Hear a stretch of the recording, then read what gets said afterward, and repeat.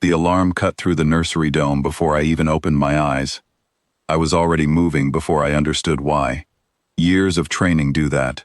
Your body answers first, and your mind catches up later. 3 dragon hatchlings were curled against my chest, their small scaled bodies rising and falling with breath. They did not stir at the alarm. They only pressed closer to me, trusting the warmth of my body over the noise outside. My name is Daniel Voss. 6 months ago, I took a quiet job on the outer research station of Cathara, caring for orphaned hatchlings of the Vasari, a species the galaxy calls dragons because of their wings, their fire glands, and their long curved horns. I was hired as a caretaker, nothing more. That is what my papers said. That is what I told everyone who asked. But papers do not always tell the truth about a man. The dome lights flickered red. Outside the reinforced glass, I saw shapes moving across the landing field, fast and low, weapons slung across their shoulders. Raiders. I had seen their kind before, in a different life, on a different battlefield. Poachers who hunted young Vasari for their horns, which sold for a fortune on the black exchange because of the rare compounds inside them. The adult Vasari who ran the sanctuary, a tall, broad-winged elder named Kaelin Thorsa, burst into the nursery chamber. Her scales were pale with alarm. "Daniel," she said, "you must take the little ones to the lower vault, now." I nodded and gathered the 3 hatchlings into my arms. They chirped softly, still half asleep, still unafraid, because they had never once feared me.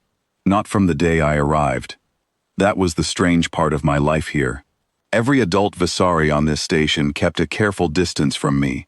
They were polite, even kind, but their eyes always held a flicker of caution, like they were standing near something they could not fully explain. I had grown used to that look. I had seen it on the faces of 100 different species during the war. It was the look people give you when they sense, without knowing why, that you are dangerous. But the hatchlings never looked at me that way. They only knew that I fed them, that I kept them warm, that I sang old songs from Earth when they could not sleep. To them, I was simply safe. I carried them down the spiral stairwell toward the vault, my boots echoing against the metal steps. Behind me, I heard Kaelin barking orders to the other staff, trying to organize a defense with people who were caretakers and scientists, not soldiers. "How many raiders?" I asked her over my shoulder. 8, maybe 10, she said, armed. They came in a modified transport, avoided our sensors until they were nearly on top of us. 8 or 10 armed raiders, against a handful of researchers and nursery staff. I did the math in my head, the same cold calculation I used to do before every mission, back when numbers like that meant something very different to me. I reached the vault and set the hatchlings down gently on the soft floor padding. They blinked up at me with large amber eyes, confused by the sudden movement but still calm, because I was calm. "Stay here," I told them, even though I knew they could not fully understand my words yet. "I will be right back." One of them, the smallest, a hatchling named Pip by the staff, grabbed the edge of my sleeve with her small claws and would not let go. She made a soft, worried sound. I knelt down and touched her head gently. "I promise," I said, "I am not leaving you." Kaelin appeared in the doorway, breathing hard. "Daniel, the raiders have breached the east corridor. They are heading straight for the nursery levels. We do not have enough people to hold them back." I looked at her for a long moment. Then I looked back at the 3 hatchlings curled together on the floor, trusting me completely, without a single trace of fear. Something inside me, something I had buried for a long time, began to wake up. "Lock the vault behind me," I said. "Do not open it again until I come back, or until Kaelin's voice code is given." "Daniel, what are you going to do? You are one caretaker against armed men." I did not answer right away. I simply stepped past her into the corridor, my heart steady, my breathing even, the way it always became right before everything changed. The truth was, I had not always been a caretaker. 10 years earlier, During the Ashfall campaign, I served in a unit that no longer officially exists on any record. We were trained to end conflicts quickly, decisively, and completely. I will not describe the details of what that training involved, because some things are better left in the past. What matters is that by the end of the war, my name had become something whispered among enemy forces as a warning. Not a name of pride, a name of dread. When the war ended, I asked to disappear. I did not want medals. I did not want a parade. I wanted quiet, and I wanted to matter to someone, in a way that had nothing to do with what I could destroy. That is why I came to Kethara. That is why I chose to spend my days feeding baby dragons instead of anything else. But some instincts never fully sleep. They only wait. I moved through the station's service corridor, keeping to the shadows, listening. My hearing had always been sharp, sharper than most humans, a result of the enhancements I received long ago. I heard boots on metal ahead, voices speaking in low clipped tones, the language of professional raiders who had done this kind of work many times before. 3 of them rounded the corner ahead of me, scanning the corridor with handheld trackers, searching for the heat signatures of the hatchlings. I did not rush at them. I did not need to.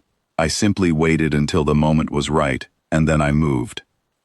What happened next took less than a minute. I will not dwell on it, because it is not the part of this story that matters most. What matters is that when it was over, the 3 raiders were disarmed, restrained, and no longer capable of continuing their mission. No one was gravely harmed beyond what was necessary to stop them. I had learned, over the years, exactly how much force a situation truly required, and I had learned to give exactly that much, and no more. I continued forward, following the sound of more voices deeper in the station. Kalen's warning echoed in my mind. 8 to 10 raiders. I had accounted for 3. That left several more, likely already close to the nursery vault, likely already trying to breach the door where Pip and the other hatchlings waited. I quickened my pace. When I reached the vault corridor, I found 4 more raiders working on the door's locking mechanism with a portable breaching tool. They had not yet succeeded. The door was still sealed. One of them turned and saw me standing there, calm, unarmed, except for what I carried in my training and my will. "Just a caretaker," he said to his companions, laughing. "Get him out of the way." He did not know what those words meant to someone like me. He did not know that I had heard variations of that phrase from far more dangerous men, right before they learned exactly who they were dealing with. I stepped forward. I will simply say that within a short span of time, the 4 raiders at the vault door were no longer a threat to anyone inside. I made sure of that personally, and I made sure it was done without unnecessary harm, because even in that moment, some part of me remembered that I did not want to become again what I once was. I wanted only to protect what I loved. When the last of them was subdued, I placed my palm against the vault door and spoke the access phrase. The heavy door slid open with a soft hydraulic hiss. Inside, Kalen stood protectively in front of the 3 hatchlings, her wings spread wide, ready to defend them with everything she had despite the danger. When she saw me, relief flooded across her face. "Daniel," she breathed. The corridor sensors showed multiple hostile signatures, and now they show none. "What did you do?" I did not answer immediately. I walked past her toward the hatchlings, who immediately scrambled toward me, chirping happily, completely unaware of the danger that had passed. Pip climbed straight into my arms and pressed her small head against my chest, exactly as she always did. Kalen studied me carefully, something shifting in her expression, fear perhaps, or maybe something closer to understanding. "You are not simply a caretaker," she said quietly. "Are you?" I held Pip a little tighter and looked down at the 3 hatchlings who had never once been afraid of me, not for a single moment since the day I arrived. "I was something else once," I said honestly, "something the galaxy remembers with fear, but that is not who I want to be anymore." Kalen was silent for a long moment, watching the hatchlings nuzzle contentedly against me. Finally she spoke. her voice softer than before. "Perhaps," she said, "that is exactly why they trust you. They do not see what you were, they only see what you choose to be, every single day, in front of them."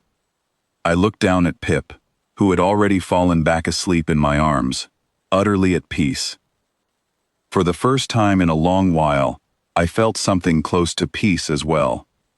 The other adult Visari arrived soon after, cautious as always, keeping their careful distance from me, the way they always had. But the hatchlings did not share that caution. They never had. They simply climbed into my arms, trusted my hands, and slept soundly against my chest, unaware that the same hands which held them so gently had once been feared across an entire war. And somehow, that was enough for me. It was more than enough.